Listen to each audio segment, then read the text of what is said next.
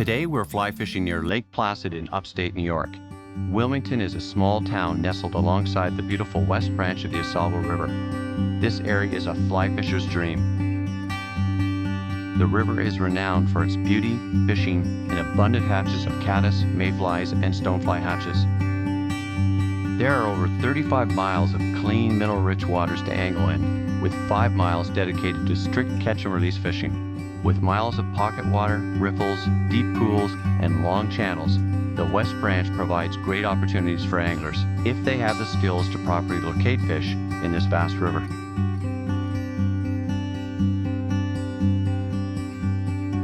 When I first began fly fishing, I struggled to find good books that spelled out the fundamentals in language that was easy to understand.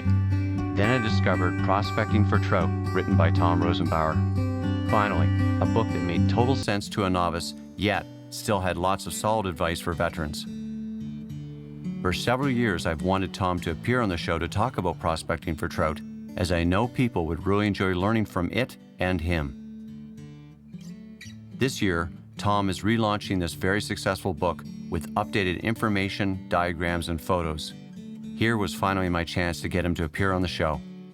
Tom is one of those special people any one of us would love to fish with. I'm going to switch to a dry. I'm a little bit tired. Tom took a few minutes to talk about why he created the book and how it helps teach people the basics of fly fishing for trout and other species. I wrote Prospecting for Trout because I felt there was a need for a book that balanced fishing with the natural world, with what a trout does in its world, with what insects do, with what the geology does to a river valley, and how you can look at a river from very far away, how you can step back and see how to fish the river, learn how to fish the river just by looking at the banks and the rocks and the geology without ever having to turn over rocks or study entomology. The objectives of Prospecting for Trout were originally to introduce people to a trout's world, what a trout needs. That was the most important thing. If you understand what a trout needs to survive and pass its genes on to the next generation, then you learn an awful lot about fishing. So what does a trout need in a stream? What velocity does it need? How close does it need to be to food? Do they move around a lot or don't they move around a lot? And what affects their movement in a stream, or lack of movement for that matter? So I really wrote the book for someone who doesn't understand a trout stream, who looks at this river and just sees a bunch of flowing water and says, oh my God, that's way too fast for a fish to live in, and doesn't get down to the little niches and see how there's spots below the rocks, in front of the rocks, and the side of the rocks, the way the current forms little eddies where fish can rest comfortably and still feed. I guess my philosophy is trout are an awful lot more interesting than bugs, but people study the behavior and life cycle of bugs more than they do of trout, and trout are infinitely more interesting than bugs, I think. So to take that same level of scientific discussion that people use for entomology and bring that into the trout's world and how a trout lives and what they do all year long and how they feed, I think just adds a lot of interest for most people.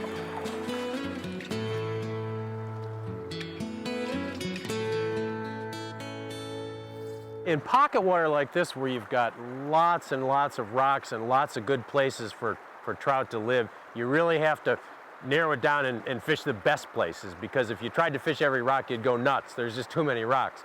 So you look for the best intersection of currents that you can find. Now we've got a really nice situation right here where we've got a rock, and then we've got the plume below the rock. This is pretty dead, swirly water in here and fairly slow water. And then down to the base of this jumble of rocks. So what you've got here is you've got a cushion that builds up in front of these rocks so that the water slows there because of the friction. Then you've got the water that washes down both sides of this rock. And you notice, if you watch the foam that goes down there. You'll see that the foam lines, which is where the food is also going to be carried, goes along either side of the rock. There isn't much foam behind the rock where a lot of people might think there'd be a trout. So there isn't much food here. The other nasty thing for a trout behind a rock like this is that the water is swirling. It's unpredictable. The water, you look at it, the water is going in all kinds of directions, and trout can't predict where that food is going to drift down. They get knocked around and they go for a mayfly, and then it gets thrown another direction they didn't expect it to go. So they like things predictable. But if you look down the sides, you can see that it's a nice predictable progression. And where these two plumes that go down either side of the rock join, I like to call the focal point, which is where all the food below the rock comes together. And in this instance, not only do you have a nice focal point here, but you also have a jumble of rocks, so there's a little protection there, both from the current and a little bit of slowing of the current. So my vote for where to find a trout in this whole area wouldn't be behind the rock, probably wouldn't be along the sides because there isn't much break from the current, but would be right in this area where all the current comes together.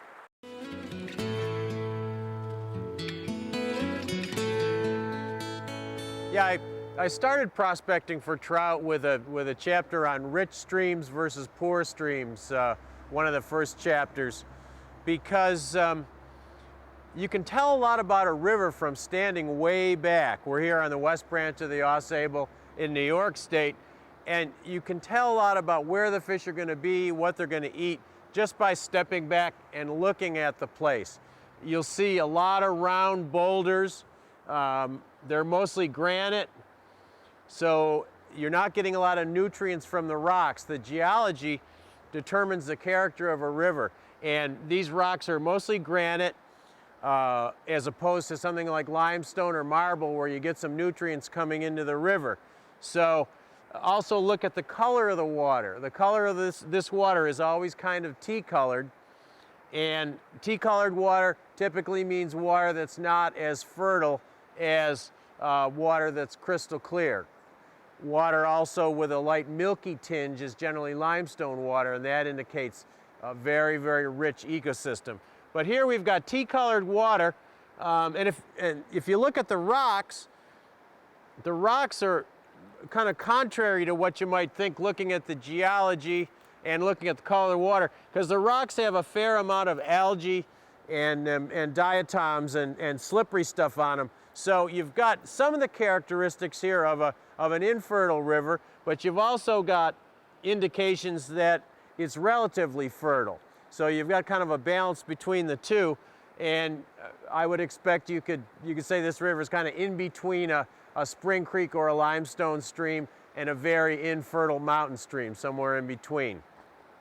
You could expect most of the bugs in the river to be fairly large. If you turn over a rock and take a look at it, and you find these big flat stoneflies and mayflies, but you can actually tell that without even having to turn over a rock. Just looking at the geology of the river, you see a lot of these big flat and round rocks, good-sized rocks. You know you're going to find stoneflies and caddisflies without even having to turn over a rock. If this were a river with really fine gravel and a lot of silt, most of the mayflies you find would be smaller, and they'd be skinnier. They'd be more of the swimming type of mayfly than the flat crawlers that you find in here. So without even turning over a rock, you can have a pretty good idea of what nymph to fish just by looking at the geology of the river.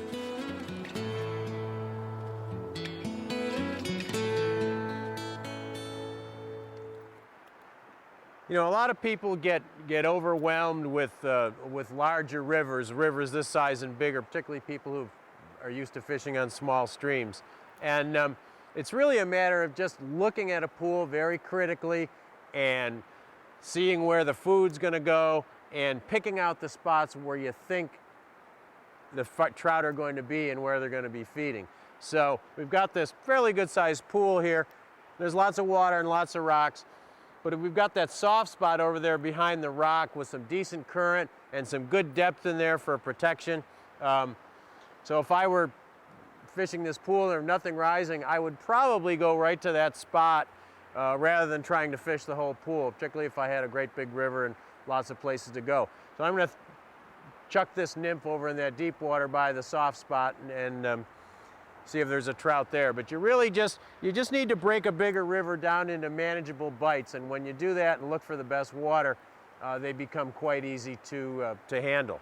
I'm just going to throw this nymph over in that soft spot, try to keep it in the same current as the bubbles.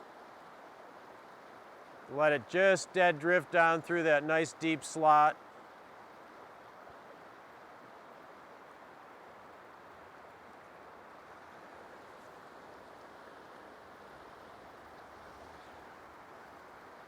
How many times should you go through a run with nymphs or with a dry like this? Everybody wonders how long they should stick with it. Well, there's certainly no tried and true answer, but typically with any fly, when you're prospecting, your first cast is going to be your best one because you're going to catch that fish that's aggressively feeding and is ready to grab the next morsel. Every cast after that becomes a lot less productive. Oh, there's a trout.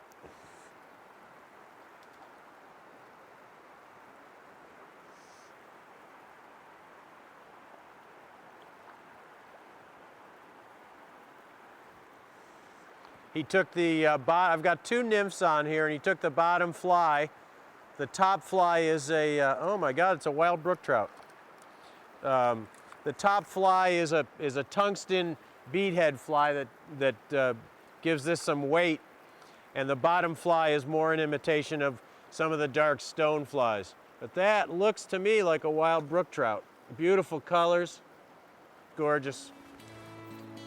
Female brook trout.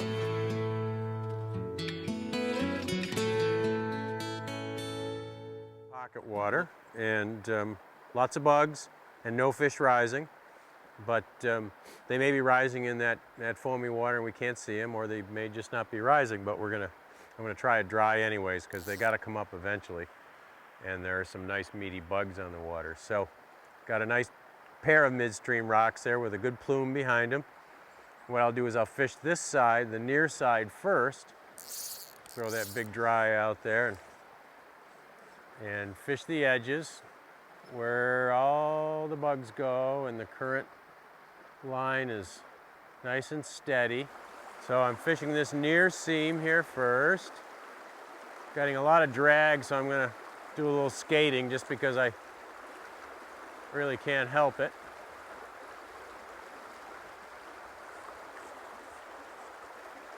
So it looks like nobody's playing here in the near seam. Nobody's interested there. So I'll move over a little bit and try to get a cast in front of that rock over there. Right in the cushion in front of it. No. Try another one. Just drop that fly upstream with a little check cast so I get some slack in the line. Just saw a natural mayfly hop right in front of that rock and nothing ate that either, so I don't feel so bad.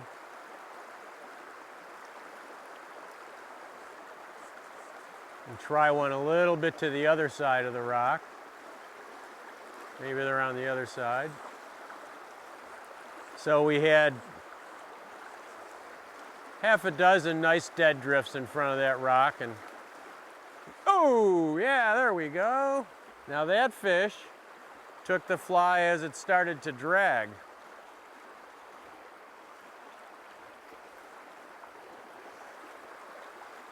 It's a nice fish too.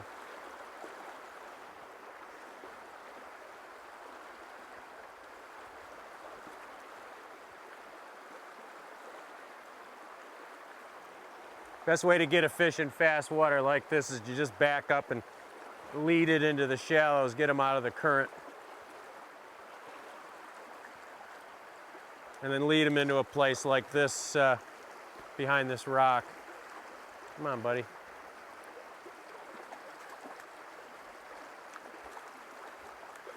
And then just lead them right over the net and scoop them up.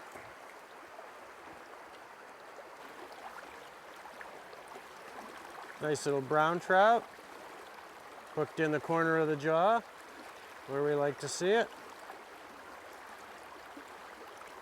Flies out, and we'll just put him right here in this relatively calm water and hold him until he takes off on his own. Move over into a little bit calmer water here, behind the rock. There he goes. He was where we said he was going to be.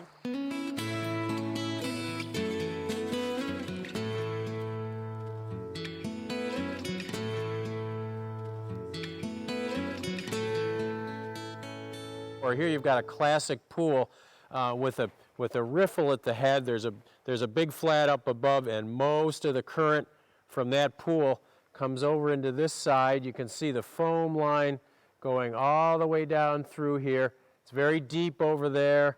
Most of the water behind me is really too shallow for trout, and you don't see much foam there, so you know there's not much food drifting back there. Here, you've got most of the current, so all the food that's being produced in the riffles up above us are coming down along this side, and you've got a nice drop off here. You've got the gravel drops off fairly sharp into some deeper water. What I like to do, and I'm looking for water that's deep enough, is with your polarized glasses, if you can't see things distinctly on the bottom, typically that's enough water for trout. So you can see here where you see the gravel and you can see all the stones, and then all of a sudden it starts to get kind of murky and fuzzy. That's where the fish are going to be.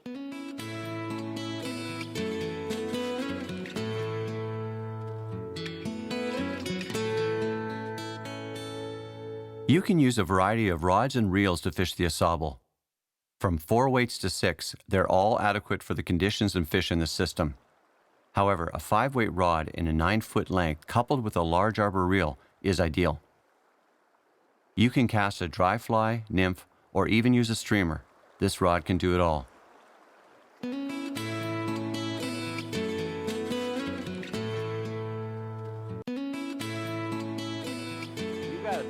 You got a tough job. Not easy as so. I'm going to go ahead and start with the near current tongue.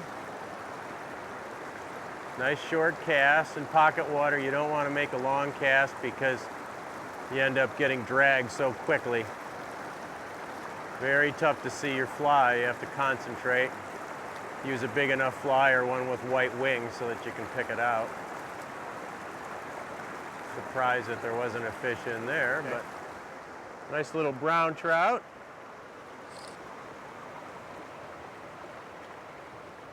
This fish was right in front of those 2 rocks, right in the cushion in front of him, where we might expect him to be, and all I had to do was make a short cast and pop it over that rock and use the rock to help me avoid drag, and there he was.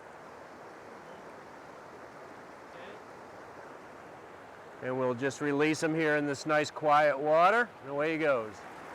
Get right in tight to these rocks here.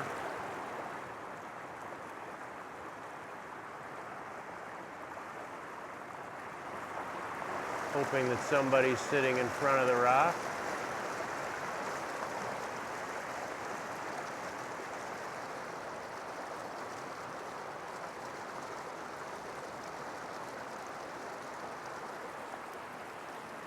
Oh, that one jumped right out of the water to take it.